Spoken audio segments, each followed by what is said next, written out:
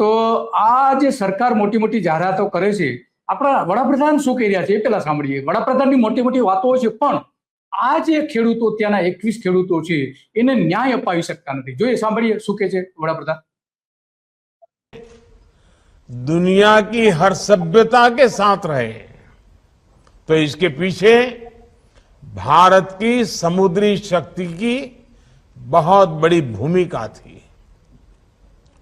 लेकिन गुलामी के लंबे कालखंड ने ना सिर्फ भारत के इस सामर्थ्य को तोड़ा, बल्कि समय के साथ हम भारतीय अपने इस सामर्थ्य के प्रति उदासीन भी होते गए।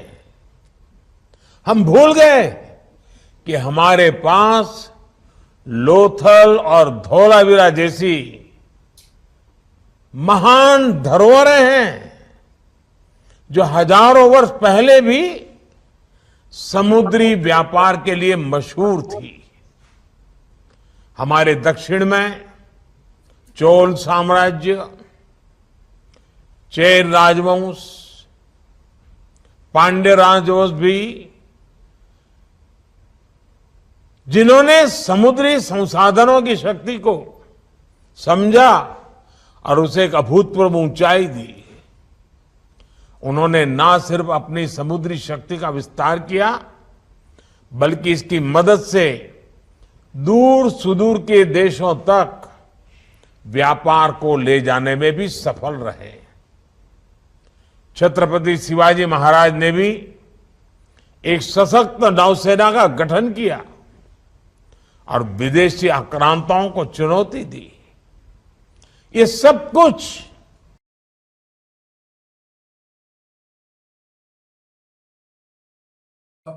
હા, આ આપણા વડાપ્રધાન વાતો કરે છે, મોટી સંસ્કૃતિની વાતો કરે છે. 5000 વર્ષ ધરોહર, અને ત્યાં જ આ પ્રકારના શોષણ થઈ રહ્યું છે, ખેડૂતોનું શોષણ. ખેડૂતોએ કહ્યું કે શું થઈ રહ્યું છે, કેટલાક જે સોશિયલ મીડિયા ઉપર જે કેટલાક ચાલી રહ્યા છે એ પણ જોઈએ આપણે.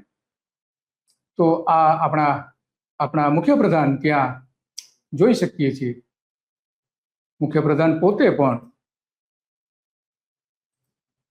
આ બધી જ બાબતો આપણા માટે એટલા માટે મહત્વની બની જાય છે કે ત્યાં આ બધી હોવા છતાં પણ મુખ્યપ્રધાન પણ આમાં કોઈ ન્યાય અપાવી શકતા નથી. ત્યાં વારંવાર અલગ અલગ પ્રોજેક્ટ માટે જાય છે. ત્યાંના અદાણીને 500 ચોરસ કિલોમીટર જમીન આપી દીધી છે, પણ આ ખેડૂતોને કશું જ આપવા તૈયાર નથી. એને જોઈ રહ્યા છે આપણે. જો 5 થી 5000 ધોળા જે હતું, અને લોથલ સહિત ગુજરાતના 602 હડપ્પન સંસ્કૃતિના સ્થાન હતા, અને ત્યારે ગુલામોનો વેપાર થતો હતો. હવે અત્યારે ભગવા અંગ્રેજો જે છે એ પણ નવી ગુલામી લાવ્યા છે. સીધી વાત છે કે ખેડૂતોને કોઈ જે ખરેખર એમને મળવું જોઈએ નથી મળી શકતું. 21 વર્ષથી શરૂ થઈ છે, અને કરાર આધારિત કર્મચારીઓને પણ એ બધી બાકી બધી વાતો છે. તો આ સરકાર એક બાજુ આવું કરે છે, અને બીજી બાજુ આપણે જોઈએ છે ગુજરાતના આપણા મુખ્યપ્રધાન લખે છે કે ગૌરવમય ક્ષણ છે કે ધોળાવીરા હડપ્પન સંસ્કૃતિના પ્રાચીન શહેરને યુનેસ્કોએ દ્વારા વર્લ્ડ હેરિટેજ સિટી જાહેર કરેલું છે. એવું જય જય ગરવી ગુજરાત પણ લખે છે, અને નીચે ફોટો પણ આપણે મૂકેલો છે ભૂપેન્દ્ર પટેલે. તો કે છે કંઈ અને કરે છે કંઈ. તો હર્ષ સંઘવી પણ કહે છે કે શું તમે 5000 વર્ષ જૂની સંસ્કૃતિ વિશે જાણો છો ખરા? બધા જ જાણે છે. એ છે ગુજરાતનું ધોળાવીરા. કચ્છના ખદીર બેટમાં સ્થિત ધોળાવીરા સિંધુ ખીણ સંસ્કૃતિ સાથે જોડાયેલા ભારતના 5 સૌથી મોટા હડપ્પન સ્થળો પૈકીની એક પુરાતત્વ સ્થળ છે. આપણા ડેપ્યુટી સીએમ પણ એવું કહી રહ્યા છે.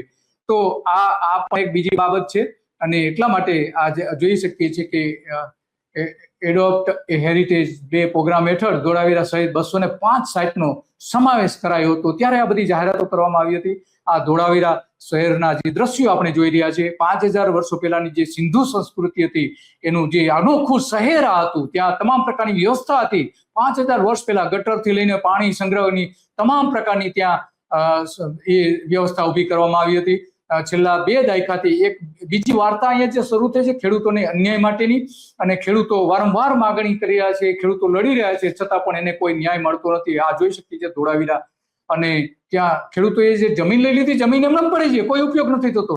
જાન્યુઆરી 2026માં ગુજરાતની વડી અદાલતે નિર્ણય આપ્યો કે ધોળાવીરા માત્ર એક પુરાતત્વીય સ્થળ નથી, તે ભારતીય ઉપખંડના પ્રાચીન નગરોનું જીવંત સાક્ષી છે અને સંસ્કૃતિના વિકાસનો અનોખો પુરાવો ત્યાં છે. આર્કિયોલોજીકલ સર્વે ઓફ ઇન્ડિયાએ 2004 થી 2005 દરમિયાન ધોળાવીરા આસપાસના ખેડૂતોની જમીનો લીધી હતી અને આજે 20 વર્ષ થયા છે છતાં પણ એને વળતરમાં આપ્યું નથી.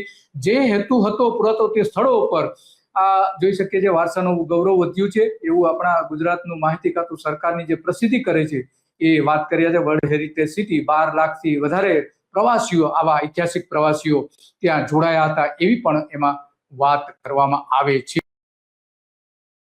વાત છે એ આપણે એટલા માટે કરવી પડે છે કે સરકાર જે કહે છે કંઈ અને થાય છે જુદું, એટલું એ આપણે સ્પષ્ટપણે જોઈ શકીએ છીએ. ત્યાંના જે એડવોકેટ જે કોર્ટમાં કેસ લડતા હતા એ શું કહે છે પણ સાંભળીએ. માંડવી કચ્છ.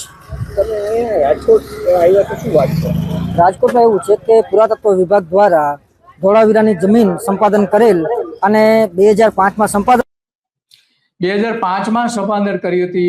21 ખેડૂતોની ત્યાં જમીન હતી, એમાં 9 ખેડૂતોની 125 જેટલી જમીનો હતી એવું એમનું કહેવું છે. અને એ જે કહી રહ્યા છે એ પ્રમાણે જોઈએ તો 64 પૈસા પ્રતિ ચોરસ મીટર જેટલી જમીનનું વળતર. 64 પૈસા, 1 ચોરસ મીટરના 64 પૈસા. અને અમદાવાદમાં 1 ચોરસ મીટરનો ભાવ છે 3 લાખ રૂપિયા. પરિણામે કોર્ટનો દરવાજો એ લોકો ગયા હતા અને ન્યાય અને સહકારની જવાબદારીનો પ્રશ્ન બની ગયો હતો. લાંબી કાનૂની લડત પછી 2023માં સ્થાનિક કોર્ટ દ્વારા મહત્વનો નિર્ણય લેવામાં આવ્યો હતો. વળતર વધારીને 9 રૂપિયા 57 પૈસા પ્રતિ ચોરસ કરી આપવામાં આવ્યું હતું. અને આર્કિયોલોજીકલ સર્વે ઓફ ઇન્ડિયાને આ વધારાનું વળતર ચૂકવવાનો આદેશ આપ્યો હતો આર્કિયોલોજીકલ સર્વે ઓફ ઇન્ડિયાને. પરંતુ આ નિર્ણય પછી ખેડૂતોને તરત જ ન્યાય મળ્યો નથી, આજે પણ મળ્યો નથી. 2023 થી લઈને આજ સુધી એએસઆઈએ આ આદેશ સામે કોર્ટમાં અપીલ પણ કરી હતી અને અપીલ કરવામાં મોડું કર્યું હતું. 718 દિવસ મોડું કર્યું હતું, 2 વર્ષ. અનેક વખત ખાતરી આપી છતાં પણ આ બધી જ બાબતો કંઈ આગળ થઈ નથી અને એટલા માટે આપણે આ બધી જ બાબતો રજૂ કરવી પડે છે. અને અંદાજે 4 થી 5 વખત અંડરટેકિંગ પણ આપ્યું હતું છતાં પણ એમાં કંઈ થયું નથી, એ પણ આપણે જોઈ શકીએ છીએ. અને એટલા માટે જાન્યુઆરી 2026માં ગુજરાત હાઈકોર્ટે પણ 2 દાયકાથી વધુ સમયથી ખેડૂતોને યોગ્ય વળતર ન મળતું અને ન્યાયની ભાવનાથી ઠેસ પહોંચી છે એવું સ્પષ્ટ કર્યું હતું. કોર્ટે દંડ ફટકાર્યો હતો એએસઆઈના અધિકારીઓને, વ્યક્તિગત 1 લાખ રૂપિયાનો દંડ આપ્યો હતો. દંડ ભૂલી જનારા અધિકારીઓની વસૂલ કરવાનો આદેશ પણ આપવામાં આવ્યો હતો. આ સાથે કોર્ટે આ રકમ 3 અઠવાડિયામાં એક્ઝિક્યુશન કોર્ટમાં જમા કરાવવાનો આદેશ આપ્યો હતો. 2025માં એક કોર્ટ દ્વારા એએસઆઈ માટે પણ કહ્યું હતું. આ એડવોકેટ શું કર્યા છે પણ આગળ જોઈએ. અને જે તે વખતે 0.64 પૈસા પર ચોરસ મીટરે ચૂકવણો કરેલ અને એમાં ખેડૂતો નારાજ થઈ અને નામદાર બચાવ કોર્ટમાં કેસ દાખલ કરેલ અને 31/7/2023ના રોજ હુકમ થયેલ અને એ હુકમમાં નામદાર કોર્ટ દ્વારા 9.57 પૈસાનો ચૂકવણો કરેલ છે. અને એ ચૂકવણોનો હુકમ કર્યા બાદ રાજકોટ કોર્ટમાં અમે તામીલ દાખલ કરેલ અને ત્યારબાદ પણ આજે 3 વર્ષ થઈ ગયા છે. આ પુરાતત્વ વિભાગ દ્વારા કોઈ રૂપિયા ચૂકવણો ખેડૂતોને કરેલ નથી. કોર્ટે એમને આદેશ કર્યો છે જપ્તી વોરંટનો. આજ રોજ જપ્તી કરવા માટે અમે અને કોર્ટના અધિકારી શ્રીઓ આવ્યા છીએ અને આજે જપ્ત કરશું.